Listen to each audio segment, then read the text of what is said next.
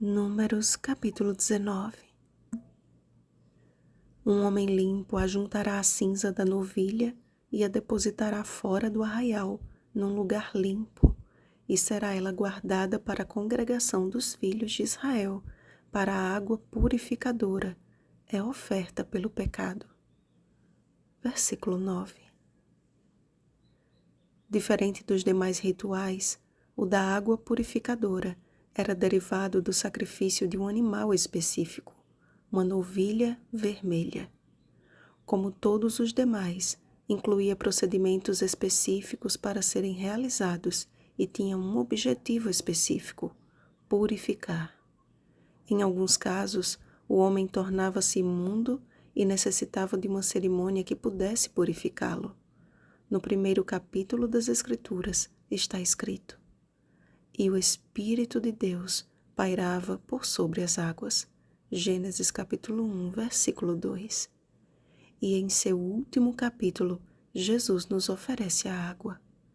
Aquele que tem sede, venha, e quem quiser, receba de graça a água da vida. Apocalipse capítulo 22, versículo 17. Ou seja, a água é símbolo da criação e também da redenção. Em sua jornada pelo deserto, por 2 vezes, Israel recebeu por fonte de água uma rocha. No livro do profeta Isaías encontramos a seguinte palavra do Senhor: "Há outro Deus além de mim? Não, não há outra rocha que eu conheça." Isaías capítulo 44, versículo 8. O salmista escreveu e o apóstolo Pedro ratificou: "A pedra que os construtores rejeitaram, essa veio a ser a principal pedra angular." Salmo 118, versículo 22. 1 Pedro capítulo 2, versículo 7. Cristo é a fonte da água viva, o doador da pureza, a rocha da salvação. Na gênese da terra, o seu espírito estava por sobre as águas.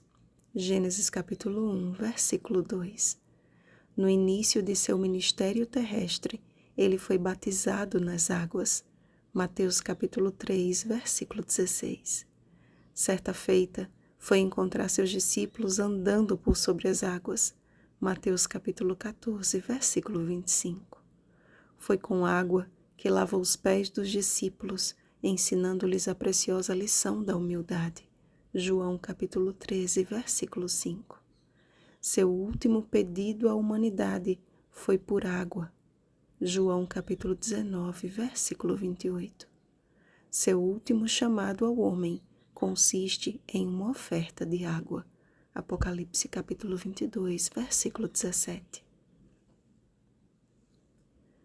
Creio que o encontro de Jesus com a mulher samaritana seja o episódio mais conhecido e mais esclarecedor acerca do simbolismo da água.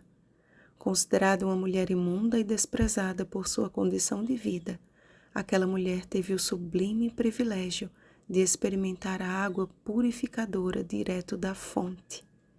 Através daquele episódio, Cristo deixou claro que ninguém é tão imundo que não possa ser limpo. Pecado algum é tão grande que não possa ser perdoado. Hoje não há mais aquela cerimônia da água purificadora. Na verdade, há uma real oportunidade de cura e de restauração através de Cristo Jesus. Aquele ritual apontava para Cristo e sua missão de resgate. Aquele, porém, que beber da água que eu lhe der, nunca mais terá sede. Pelo contrário, a água que eu lhe der será nele uma fonte a jorrar para a vida eterna. João capítulo 4, versículo 14. A Suprema Fonte deseja nos tornar suas fontes intermediárias no mundo. Aquela mulher junto ao poço não só bebeu da rica fonte, mas compreendendo a mensagem, tornou-se uma fonte a jorrar para a vida eterna na vida de seus compatriotas, inclusive aqueles que antes a perseguiam e rejeitavam.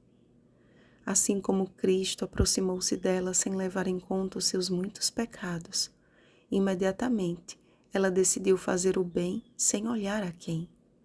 A morte do unigênito de Deus deu ao mundo o livre acesso à água purificadora. Todos que desejam viver piedosamente em Cristo necessitam ser lavados por Ele. Instituído na nova aliança, o batismo por imersão representa a linda decisão do pecador em ter a sua vida renovada e o primeiro passo na direção do reino dos céus. Jesus mesmo afirmou: em verdade te digo, quem não nascer da água e do Espírito não pode entrar no reino de Deus. João capítulo 3, versículo 5.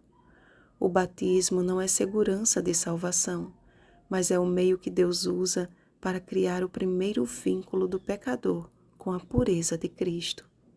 Não há poder algum na água, mas naquele que se faz presente por sobre as águas. O Espírito Santo pairava por sobre as águas na criação, pairou sobre Jesus em seu batismo e paira sobre as águas do batismo de cada pessoa que sinceramente decide dar este passo de fé. Se você ainda não se decidiu pelo batismo, continue estudando a Bíblia, ore ao Senhor e Ele certamente lhe guiará para a melhor decisão de sua vida. A água purificadora lhe espera. Se você tem a oportunidade de tomar uma decisão hoje, não endureçais o vosso coração. Hebreus capítulo 3, versículo 15. Aceite o chamado de Deus.